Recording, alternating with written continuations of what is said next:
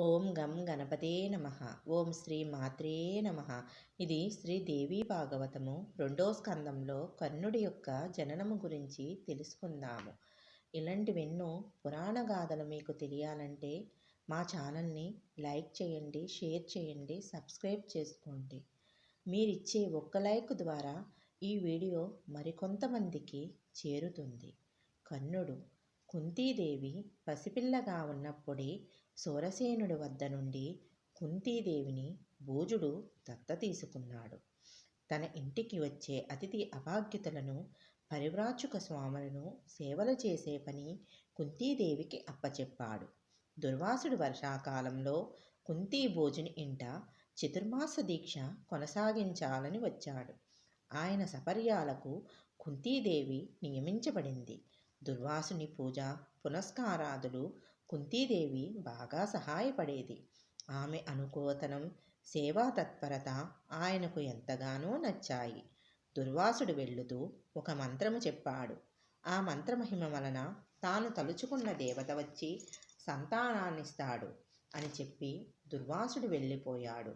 బాల్య చాపల్యము గల కుంతీదేవి ముని ఇచ్చిన మంత్రమహిమను పరీక్షించితే మంచిదనుకున్నది.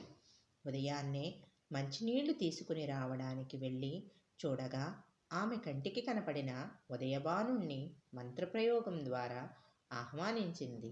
మరుక్షణంలో మానవరూపధారి అయి సూర్యభగవానుడు కుంతీదేవి ఎదుట సాక్షాత్కరించాడు. కంగారుపడి, ఓ సూర్యదేవా, నీకు నమస్కారము, నీ దర్శనమే 10,000, ఇక దయచేయమన్నది. కుంతి భయపడవద్దు, నీ కన్యత్వం చెడకుండా వరమిస్తాను, అంతేకాదు నాతో సమానమైన కుమారుణ్ణిస్తానని చెప్పి ఆమెను అనుభవించి అదృశ్యమయ్యాడు. అప్పటికప్పుడే ఉదయభానుడు వంటి ముద్దులకు సహజ కుండలాలతో మెరిసే అందమైన బాలుణ్ణి కన్నది. ముద్దులాడింది, కానీ పెంచే అవకాశం లేదని భయపడింది. లోకనిందకు భీతురాలై ఆ ముద్దులకు బాలుణ్ణి పెట్టెలో పెట్టి సురక్షితంగా రహస్యంగా నదిలో వదిలింది.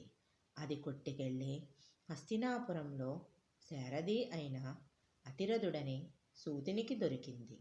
ఆ సూతుడు ఆ బాలుణ్ణి పెంచాడు. సహజ కుండలాలగుట చేత ఆ బాలునికి కర్ణుడని పేరు పెట్టారు. ఇదే కర్ణుడి యొక్క జనన రహస్యము. ఓం శ్రీ మాత్రే నమః. ఓం శ్రీ మాత్రే నమః. ఓం శ్రీ మాత్రే నమః.